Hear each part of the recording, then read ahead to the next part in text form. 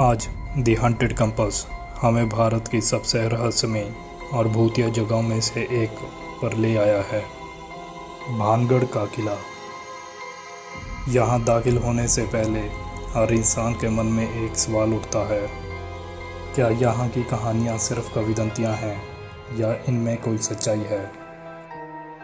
मुझे पता है, हर कोई कहता है कि शाम के बाद यहाँ रुकना मौत को दावत देने जैसा है, क्योंकि ये किला एक शराब से घिरा हुआ है। एक राजकुमारी की खूबसूरती और एक तांत्रिक के अधूरे प्यार की कहानी यहाँ की मिट्टी में दबी हुई है। मेरी कंपास की सुई लगातार कांप रही है, जैसे कोई अदृश्य शक्ति हमें रोक रही हो। क्या हम उस शराब की गूंज सुन पाएंगे? क्या हम वो राज जान पाएंगे जो इस किले को इतना भयानक बनाते हैं? चलिए देखते हैं।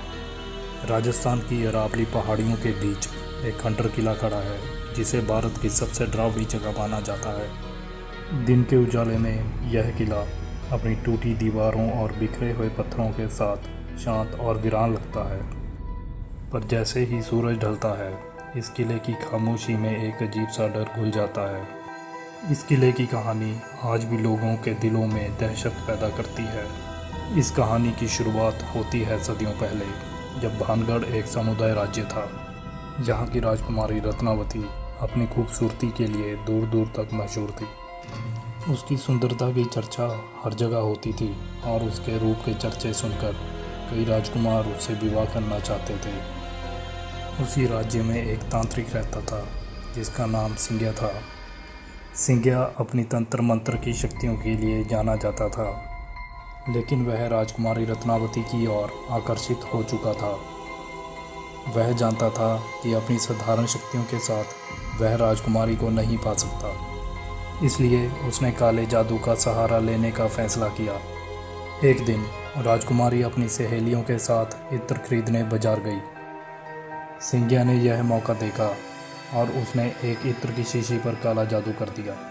उसका विचार था कि जैसे ही राजकुमारी उस इत्र को लगाएगी, वह उसके वश में आ जाएगी और उससे शादी कर लेगी। लेकिन राजकुमारी रत्नावती भी कोई साधारण स्त्री नहीं थी। उसे भी तंत्र मंत्र की अच्छी जानकारी थी। जैसे ही उसने उस इत्र की शीशी को छुआ, उसे तुरंत ही सिंघिया के बुरे इरादों का पता चल गया। बिना कुछ सोचे उसने उस शीशी को एक बड़े पत्थर पर फेंक दिया। शीशी टूटते ही सारा इत्र पत्थर पर बिखर गया। जादू का असर तुरंत ही शुरू हुआ। वह पत्थर सिंघिया की ओर तेजी से बढ़ने लगा। अपनी मौत को करीब देखकर सिंघिया गुस्से से तिलमिला उठा। उसने मरने से पहले एक भयानक श्राप दिया। उसने चिल्लाकर कहा, इस किले में रहने वाले कोई भी लोग अब जीवित नहीं रहेंगे और इस किले की आत्मा हमेशा के लिए कैद हो जाएगी। कोई भी इस किले में कभी नहीं रह पाएगा। उसका श्राप सुनकर लोग घबरा गए, लेकिन उन्हें क्या पता था कि यह सच होने वाला है। कुछ ही दिनों बाद भानगढ़ और पड़ोसी राज्य अजबगढ़ के बीच युद्ध हुआ। इस युद्ध में राजकुमारी रत्नावती और किले में रहने वाले सभी लोग मारे गए। सिंघिया का श्राप सच हो गया था। आज भी सरकार ने किले के बाहर एक बोर्ड लगा रखा है, जिस पर लिखा है कि सूर्यास्त के बाद इस किले में प्रवेश करना सख्त मना है। लोगों का मानना है कि जो भी इस किले में रात को रुकता है, वह कभी वापस नहीं आता। किले की हवाओं में आज भी राजकुमारी रत्नावती और सिंघिया की आत्माएं भटकती हैं। कुछ लोगों ने वहां अजीबोगरीब आवाज़ें, परछाइयाँ और डर का एहसास होने का दावा किया है। क्या सच में भानगढ़ में आत्माएं रहती हैं, या यह सिर्फ एक लोक कथा है?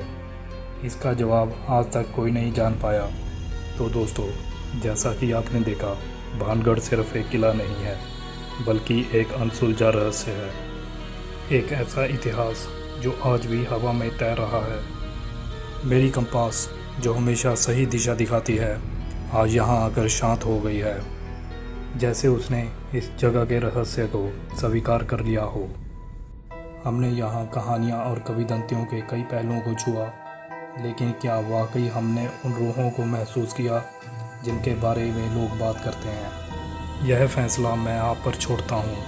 शायद कुछ रहस्य हमेशा अनसुलझे ही अच्छे होते हैं। मैं जल्द ही वापस आऊँगा एक नई और रोमांचक कहानी के साथ। तब तक के लिए आप जुड़े रहें दी हंटेड कंपास के साथ।